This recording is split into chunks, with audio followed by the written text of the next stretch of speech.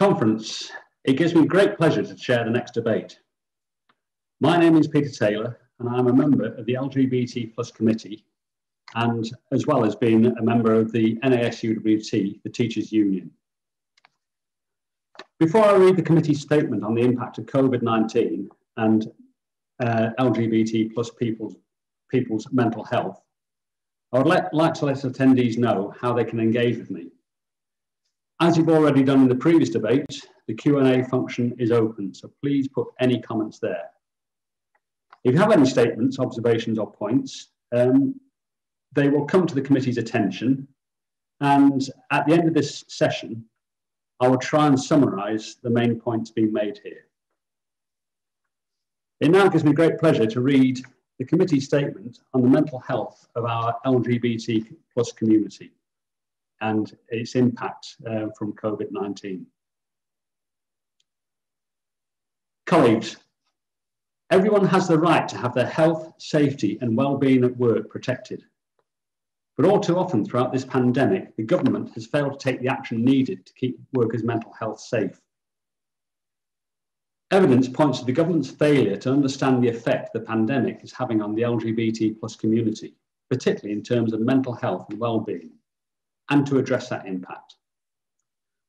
Pre-pandemic evidence shows that members of the LGBT plus community were more likely to experience a range of mental health problems such as depression, suicidal thoughts, self-harm, and alcohol and substance misuse.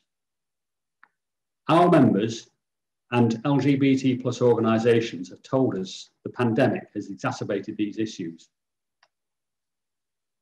The higher levels of mental ill health among members of the LGBT plus community are driven by a range of factors such as discrimination, isolation, and homophobia. This situation is worsened by the dissatisfaction that members of the LGBT plus community feel with health services, with mental health services most often seen as discriminatory.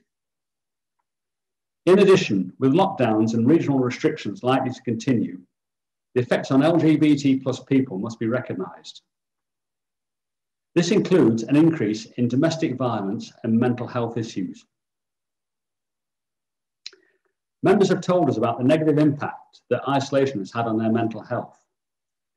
This evidence has been echoed by the LGBT plus organisations. And the LGBT Foundation report Hidden Figures, the impact of the COVID-19 pandemic on LGBT communities found 42% of respondents to the survey reported they would like to access support for their mental health at this time.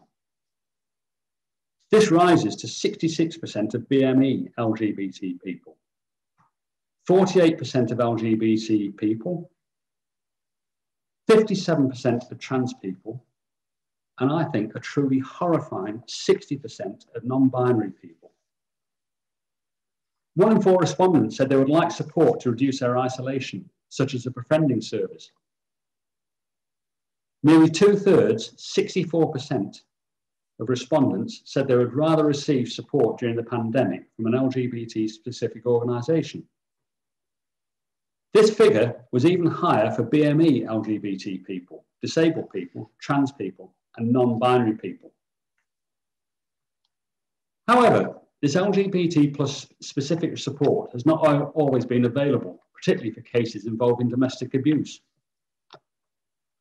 During the pandemic, entire families have been forced together with lockdown restrictions, meaning they have spent more time together than before.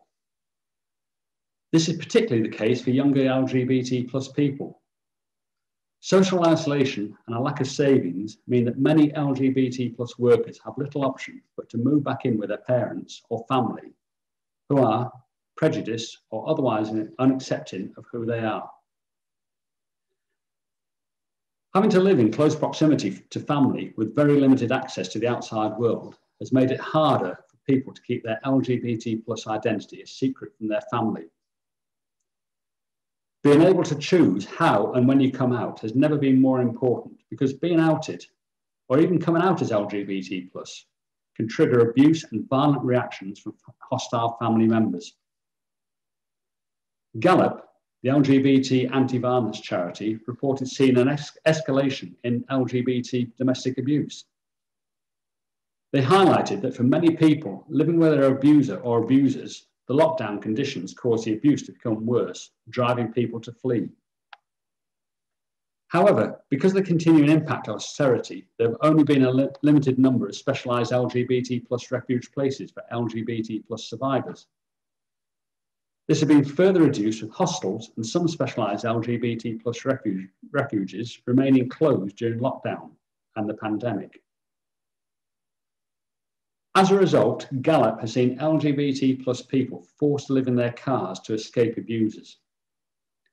They've also found that for those with additional needs, such as health requirements, the pandemic made it impossible to flee extremely unsafe environments, forcing them to remain in unsafe homes.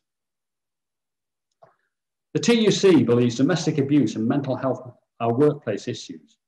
Therefore, the government must raise awareness of these issues so LGBT plus abuse victims are not overlooked and can get help, incorporate LGBT plus specific support and resources in all domestic violence and mental health work, and finally, fund LGBT plus organisations to address the key mental health issues affecting the LGBT plus community. Thank you.